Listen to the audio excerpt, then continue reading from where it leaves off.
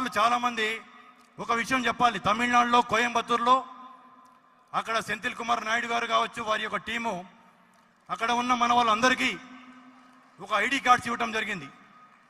ఆ ID cards తీసుకెళ్ళి ఎక్కడైనా సరే కమ్మవారి యొక్క హాస్పిటల్స్కి వెళ్తే స్ట్రైట్ అవే 25% డిస్కౌంట్ ఇచ్చి వాళ్ళకి ట్రీట్మెంట్ చేసి పంపడం జరుగుతూ ఉంది.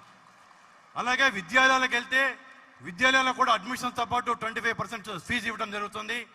హైదరాబాద్ విజయవాడకు సంబంధించిన చాలా పెద్ద పెద్ద కార్పొరేట్ హాస్పిటల్స్ ముందుకు వస్తూ ఉన్నాయి, విద్యాలయాలు ముందుకు వస్తూ ఉన్నాయి, యూనివర్సిటీస్ ముందుకు వస్తున్నాయి.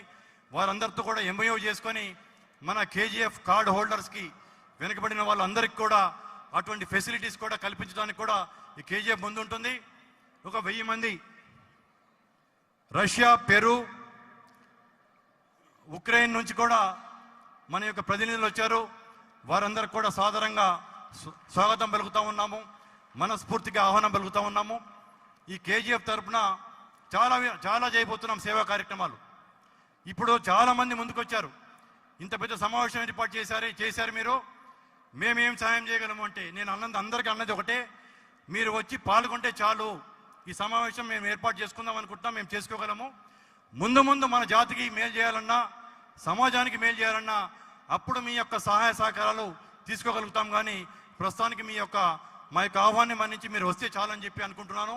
చివరగా ఇంకొకసారి అందరికీ మరొకసారి ధన్యవాదాలు తెలుపుతూ సర్వే జన సుఖినో భవంతు.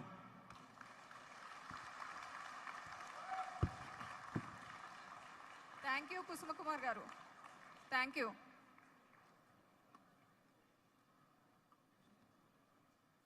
కాట్రగడ్డ హరిశ్చంద్ర ప్రసాద్ గారిని సాదరంగా స్టేజ్ పైకి ఆహ్వానిస్తున్నాము. Please sir. అలాగే తమిళనాడు ఆల్ ఇండియా కమ్మ సంఘం సెక్రటరీ రంగబాబు గారిని స్టేజ్ పైకి ఆహ్వానిస్తున్నాం.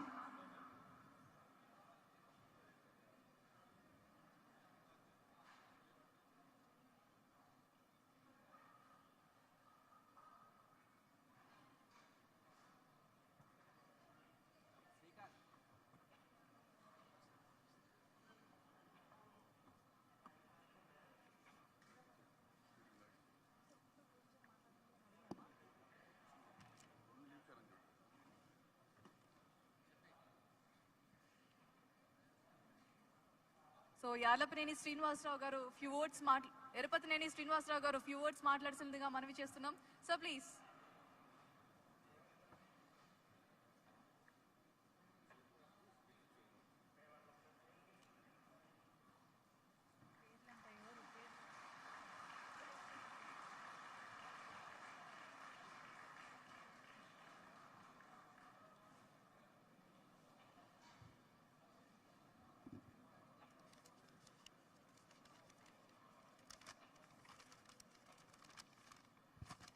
గౌరవనీయులు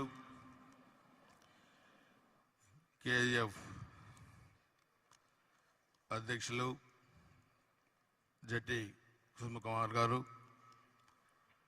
మాన్యులు గౌరవనీయ తెలంగాణ ముఖ్యమంత్రి వర్యులు రేవంత్ రెడ్డి గారు, వేదిక మీదున్న అతిరథ మహారథులు, ప్రపంచవ్యాప్తంగా ఈ కమ్మ గ్లోబల్ సమ్మిట్కి వచ్చేసిన పెద్దలు అందరికీ పేరు పేరున హృదయపూర్వక నమస్కారాలు. కుసుమ కుమార్ గారు చెప్పారు, కమ్యూనిటీ పరంగా కమ్మ సామాజిక వర్గం ఈరోజు సమాజంలో పోషిస్తున్న పాత్ర శతాబ్దాల క్రితమే అన్ని రంగాల్లో కూడా ఎలా ఎదిగారు, ఎక్కడ ఉపాధి అవకాశాలు ఉంటే అక్కడికి వెళ్ళి కష్టపడి అందరికీ తల్లో నాలుకలాగా ఉపయోగపడే కమ్యూనిటీ కమ్మ కమ్యూనిటీ. అయితే ఒక కులం వల్ల ఎవరు పెరగరు, కానీ పలానా కులంలో పుట్టానని చెప్పుకోవటం గర్వకారణంగా ఉంటుంది. ఈరోజు ఈ కమ్యూనిటీలో మనం చూస్తే